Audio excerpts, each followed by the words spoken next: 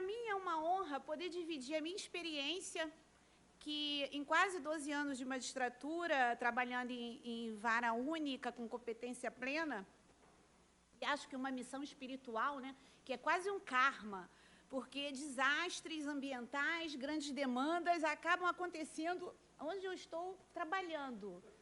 Então, eu já até pedi para investigar a pessoa da distribuição, porque quando eu estava trabalhando em Colatina, né, me promovi, carioca, aí me promovi para onde? Vou para Colatina, aprazível Colatina, com o Rio Doce, que era a visão da minha varanda. Então, toda manhã, oração matinal, aquela paisagem linda da natureza. Maravilha. Pensei, vou ter uma vida tranquila, trocar o Rio de Janeiro, né, para morar numa cidade do interior, com uma vista dessa, um rio. Que coisa linda. Tá. Só que a minha alegria não durou muito tempo. Não durou por quê? 5/11/2015, eu só vou pedir para colocar a primeira foto. Pode? Já tá?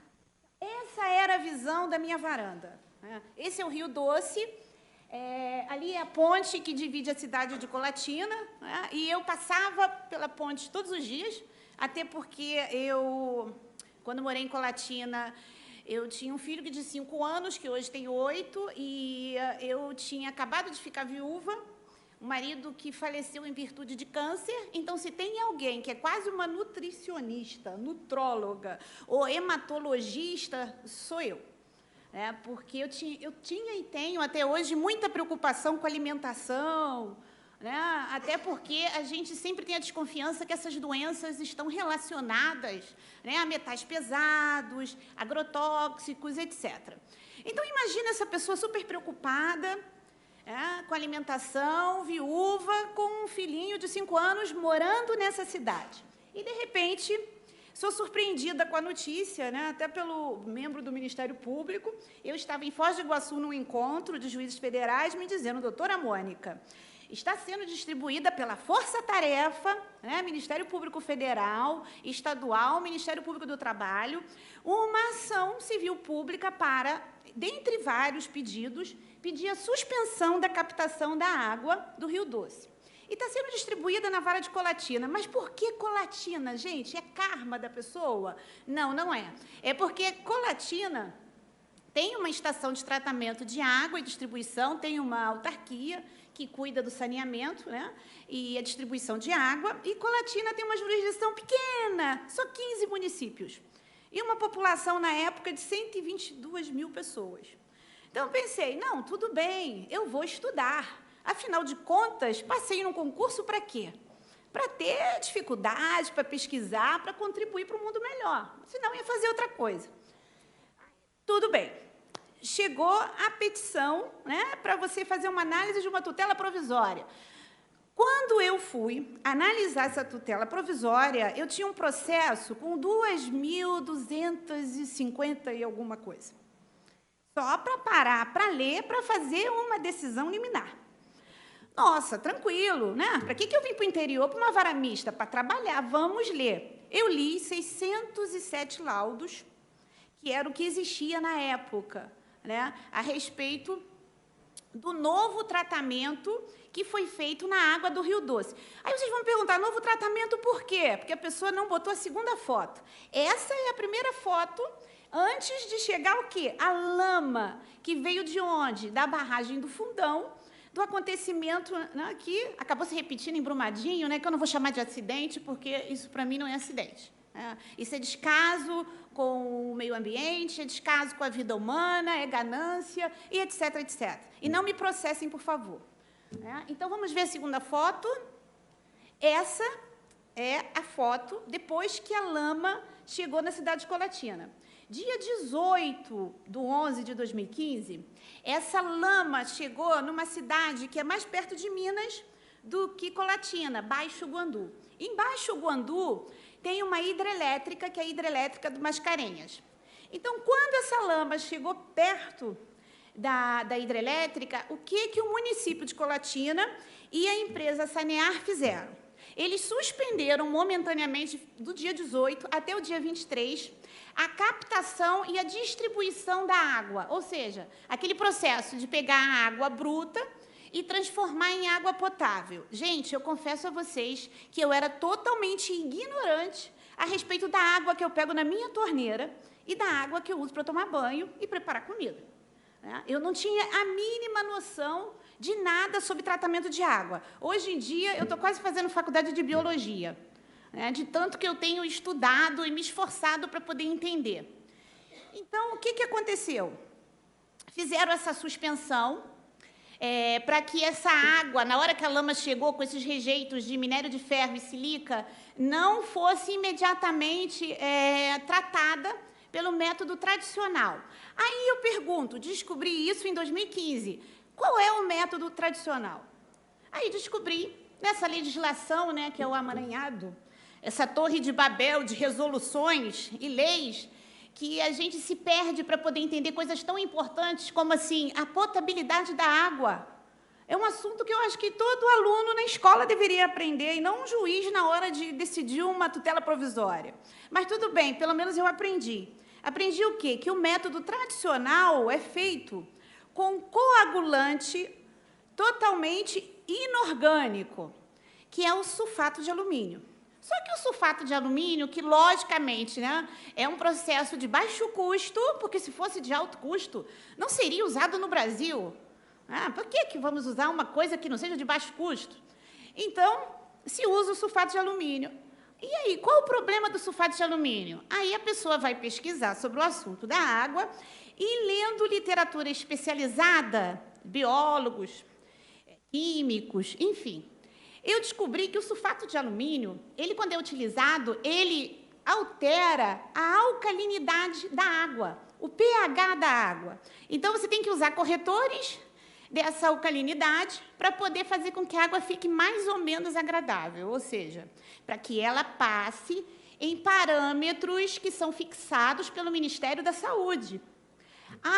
É o Ministério da Saúde que regula a água potável? Confesso a vocês que eu também aprendi, quando eu peguei esse processo para julgar, que existe uma portaria, que foi a portaria que deu grande base de fundamentação para a ação civil pública que nós vamos ver hoje. Por quê? Essa portaria é a 2914 de 2011. Ela é do Ministério da Saúde. Então, nessa portaria, que é feita por um grupo multidisciplinar, quase 4 décadas de estudo, se criaram parâmetros que, só você lendo os laudos para enlouquecer, que diz o nível de cada metal pesado que pode ter naquela água para ser adequada ao consumo humano. Tá, perfeito. Essa portaria, que está em vigor, não, ela foi revogada em 2017. Aí eu pensei, poxa, menos um problema, porque o grande problema do processo era justamente questionando, digamos, a legitimidade, os parâmetros fixados nessa portaria. Aí, quando eu fiquei sabendo, em 2017, que essa portaria tinha sido revogada, aí eu falei, meu Deus, o processo, bem dizer, está resolvido, revogaram a portaria. Porque essa portaria, além de receber críticas do Ministério Público Federal no momento do ajuizamento e na fundamentação dessa ACP, ela também recebia críticas e recebe de especialistas. Porque, quando eu fui pesquisar, eu descobri um artigo da USP e um grande nome da área, ele dizia o seguinte, olha, no Brasil, isso aí eu já sabia da área jurídica, não sabia que era assim também na área médica. Nós, brasileiros, temos a mania de copiar, ou se não incorporar, os parâmetros que são fixados pela Organização Mundial de Saúde lá fora. Sem fazer o quê? Sem fazer uma gestão de riscos. Seria o quê? Uma análise de risco, que seria uma adequação daqueles parâmetros que são usados em países da Europa, países de primeiro mundo, que você anda pelas ruas e as pessoas estão bebendo água de uma torneira, de uma fonte. Lá em Roma, eu quase enlouqueci. Eu falei, meu Deus, e a portaria 2914? Será que aqui existe alguma coisa parecida? Mas, enfim, bebi a água e não tive problema algum. né? Então, qual é a grande questão? Nesse estudo, o que esse especialista diz? Como nós não fazemos essa adaptação à nossa realidade socioeconômica, cultural, nós apenas incorporamos ou apenas copiamos o modelo que é fixado pela OMS, a gente não tem segurança. Então, vejam só, não é só segurança jurídica, não. É segurança agora no campo da medicina.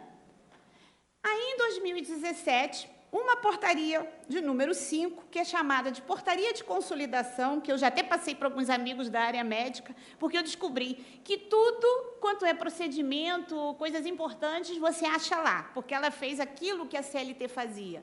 Né? Lembram da CLT? Consolidação das leis trabalhistas? Então, essa portaria, ela fez simplesmente uma consolidação.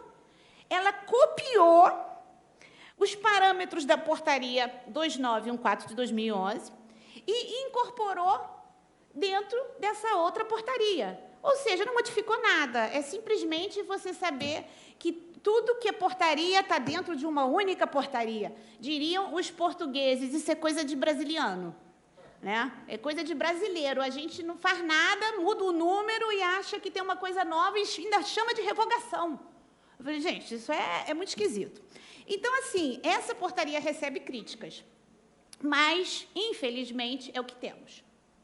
Então, o próprio Ministério Público, né, numa análise que eu fiz, que pode estar errada ou não, né, eu espero que não tenha errado, até porque, como eu coloquei na minha decisão, ninguém vai dormir, hein, por favor. Eu sei que nessa hora a pessoa está falando quieta, então vai que o pessoal dorme, não pode. Então, vamos lá. Essa portaria, já a pessoa riu demais, né? Essa portaria, o que ela faz? Ela não adaptou, ela simplesmente copiou e jogou aqui, mas é o que nós temos. E ela serve, como ela é do Ministério da Saúde, é para o país todo. E o Ministério Público, na minha análise, ele é quase que aplicando a teoria dos fatos próprios. Ou seja, comportamento contraditório. Por quê? Porque, em outro momento, o Ministério Público chegou e falou assim, não, essa portaria não serve. A água não serve porque ela não se adequou à portaria. Então, peraí, eu estou dando legitimidade para a portaria. Aí, depois, no processo de Colatina, o Ministério Público foi e disse, essa portaria não serve. Mas, peraí, aí eu pensei, poxa, ou a portaria serve ou ela não serve. Porque ela não pode servir, por exemplo, em Governador Valadares, aliás, ela serve em Governador Valadares e ela não serve para Colatina. Então, assim, tudo bem, mas vamos passar dessa fundamentação, que isso daí seria um obter dictum, um outro fundamento, né? Eu tenho outros fundamentos que vão impugnar a legitimidade dessa portaria, que eu achei razoáveis. Qual seria o outro fundamento, além dessa questão da falta de gestão de risco, né? De adaptar a realidade brasileira, que não é a realidade europeia? O problema de você pegar essa portaria e olhar para qual foi o procedimento, qual foi o processo de elaboração da portaria. Quando essa portaria foi elaborada, foi em 2011. Tinha barragem do Fundão lá, com esse problema todo ambiental? Tinha tido rompimento da barragem? Não. Então, esse era o argumento que realmente me convenceu. De quê? Que a portaria não se prestava, por quê? Porque o objeto de estudo da potabilidade da água, ele não teve por objeto a mesma água que existia agora no Rio Doce, por exemplo. Tá? Aí, tá, vamos raciocinar. Eu tenho uma resolução do CONAMA, que é 357 de 2005. Aí eu aprendi também isso no processo, tá? Eu acho que eu sabia isso só na época do concurso em 2006. O que eu aprendi? Que, por exemplo, alguém falou que efluente. Gente, eu quase que tive que fazer um dicionário à parte para poder entender esses termos. Então, os lançamentos de esgoto, resíduos da indústria, tudo isso são efluentes. As águas pluviais são jogados lá no rio. Então, para poder medir o nível de poluição, existe o quê? Parâmetros que são fixados nessa resolução do CONAMA. Então, o objeto da resolução do CONAMA 357 de 2005 é a água bruta. Qual o objetivo dessa resolução? Ela classifica os corpos de água, né? Tem lá a classificação, e ela também serve para poder proteger os rios da poluição, controlando o quê? Os níveis desses poluentes. E a portaria? A portaria, ela serve para analisar a água depois que ela recebe o tratamento.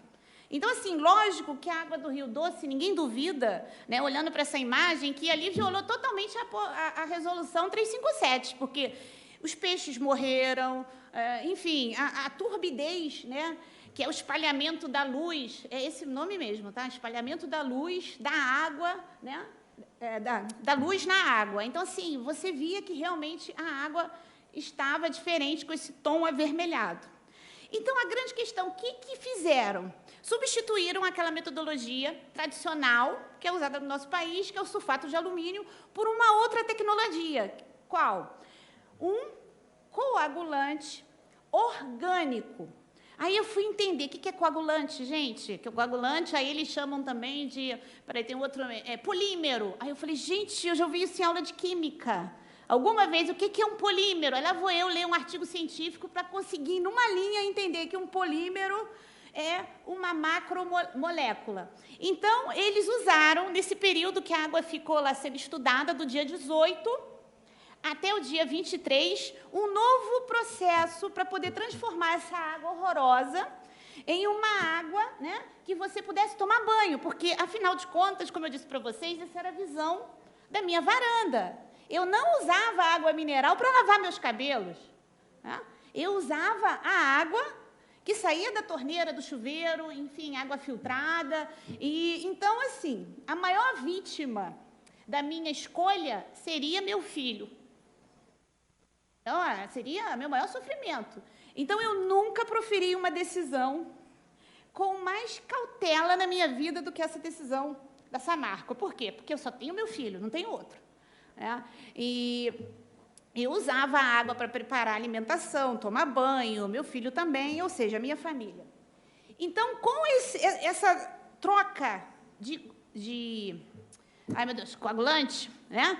Usaram esse polímero. Ai, que legal! Aí descobri que esse polímero, ele é a casca de árvores europeias. Aí vocês vão pensar, pô, que legal, veio da Europa, né? Esse coagulante, ele não precisa de corretores de pH, ele não traz todos os malefícios, todas as críticas que o sulfato de alumínio recebe, porque até a relação, em alguns artigos que eu li, do uso do sulfato de alumínio com mal de Alzheimer.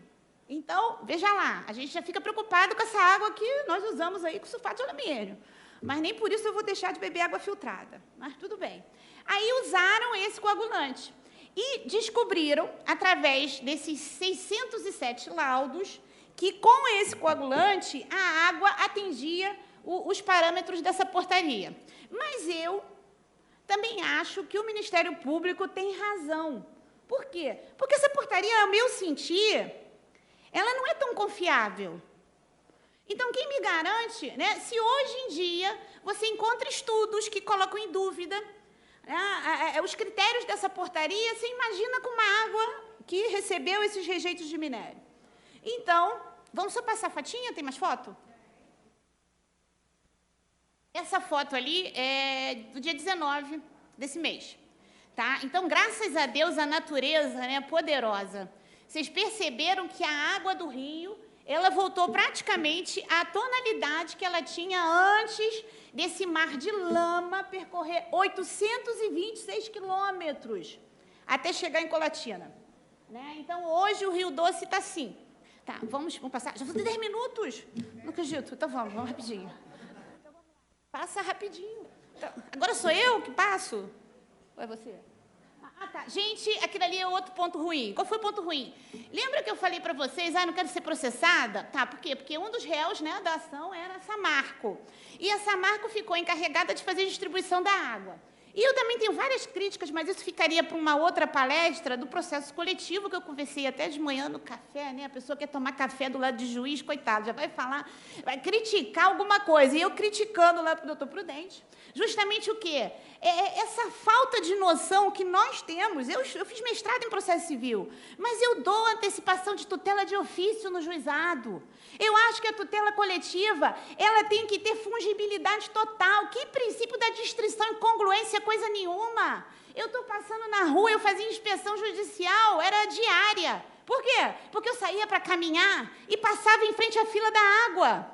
Tá? Então, assim, foi um caos total. Quando eu cheguei em Colatina, já tinha fila em volta da praça, né? Todo o interior, vocês sabem que tem uma praça, uma igreja, uma Caixa Econômica e Correios, né? Então, nessa praça já tinha uma fila de caminhões-pipas, porque já tinha sido noticiado na TV lá no Espírito Santo, quase dizendo assim, a juíza vai deferir a liminar, a juíza vai suspender a captação de água. Então, para vocês terem uma noção do problema que eu vivi, a experiência fática e não acadêmica, né, era que tinham pessoas que estocavam, pode passar?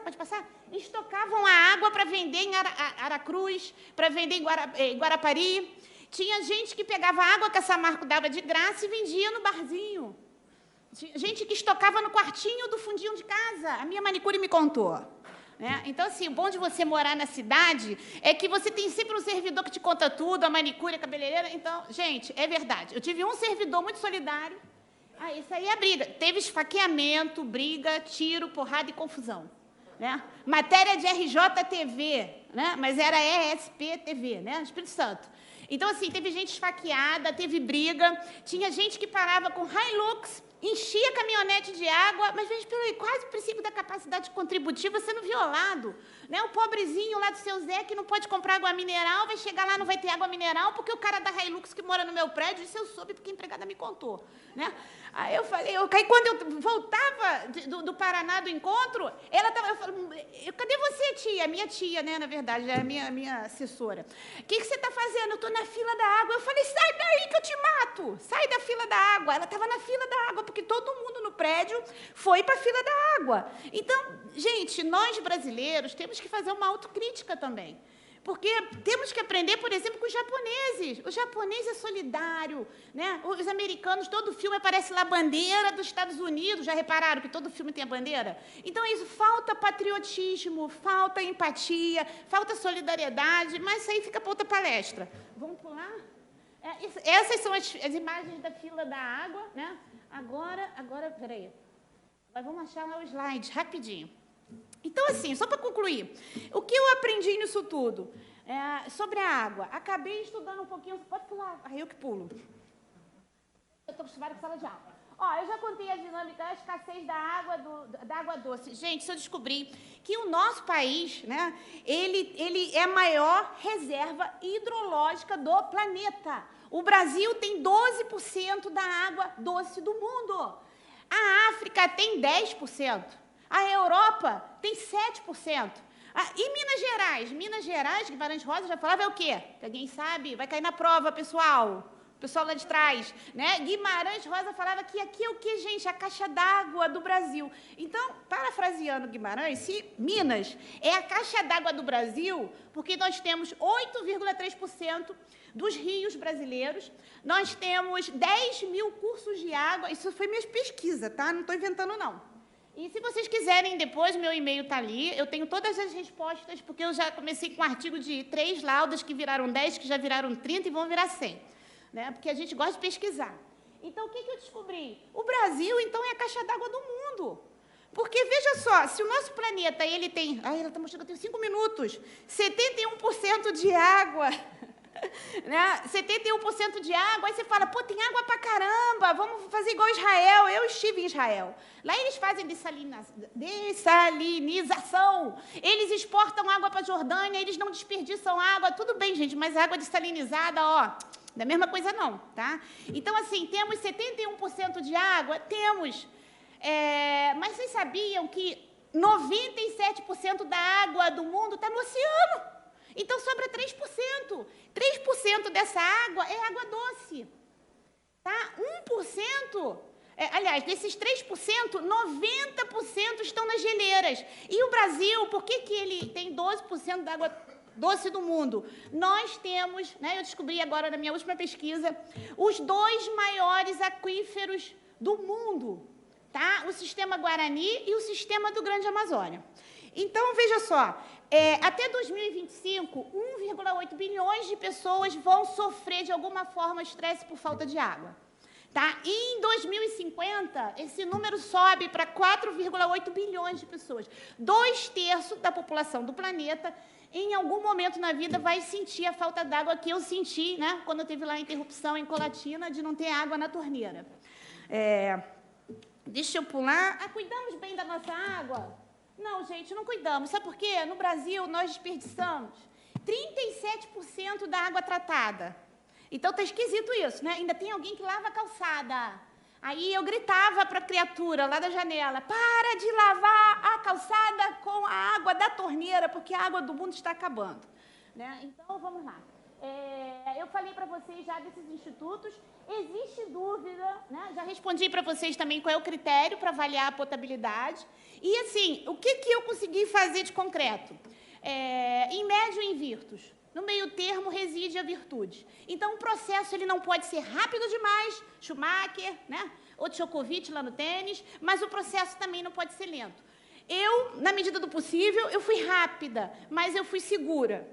Tá? Então, eu recebi esse processo em dezembro, no dia 9 de dezembro, eu recebi, acho que foi dia 30, mas eu já comecei a estudar igual uma alucinada, né? Numa vara única, com 7.000 processos, na qual eu tinha um servidor, era 1,5, porque eram 2, mas um se dividia entre o cível e o juizado.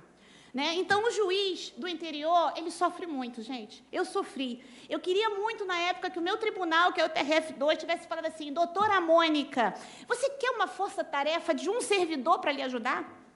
Eu adoraria um servidor a mais na minha vara, né? Que só tinha 11 servidores, porque numa vara da capital do Rio de Janeiro, com 300 processos criminais, eu tenho 14. Então, é difícil, né? Mas também não é impossível. Então, eu acho que realmente falta esse apoio. O juiz natural é, para mim, o mais acertado, o mais indicado. Por quê? Porque a inspeção judicial, nesse processo, eu fazia diariamente. Então, tem que ser o juiz natural. Ah, força-tarefa é bom? Manda apoio estrutural. Eu adoraria, né, que isso acontecesse, mas não aconteceu.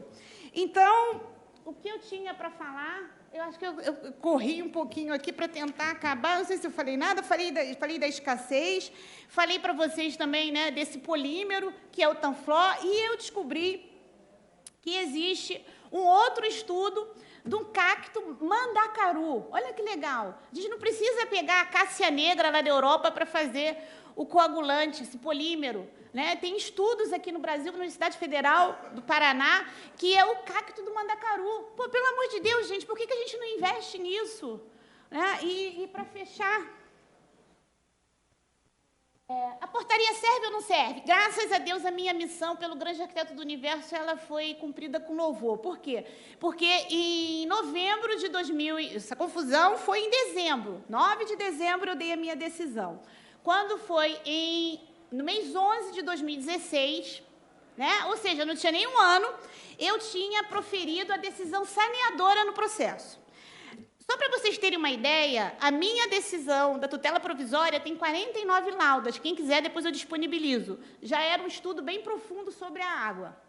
E quando eu fiz essa decisão saneadora, eu inverti o ônus da prova, eu determinei que a perícia fosse realizada pelo IFES e pela Fundação Oswaldo Cruz.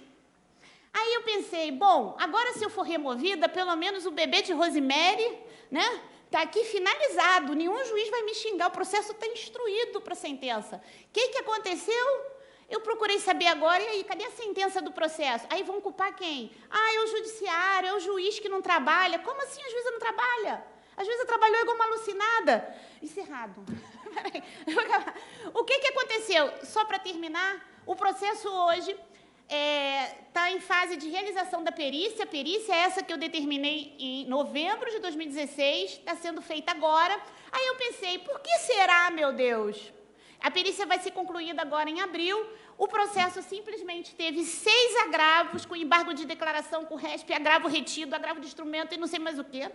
Né? E 6.500 laudas. Então, a culpa não é do judiciário. Eu acho que a culpa é da mentalidade, é da postura. É uma questão de educação.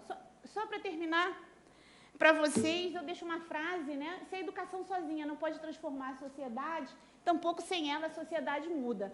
Então, quando eu falo em educação aqui, inclua-se a educação ambiental, para que a gente tenha certeza, por exemplo, meus pais, a minha avó, lavava roupa no Velho Chico. E o Velho Chico, agora, em muitas partes, virou o quê? Fonte de extração de areia ao invés de pesca. Então, eu espero que as futuras gerações, o meu filho, os meus netos e bisnetos, tenham rios no nosso país que não estejam poluídos pelas mineradoras e que as mineradoras aprendam a investir em processos secos de mineração, porque a vida humana e o mundo não é brinquedo. Obrigada, gente.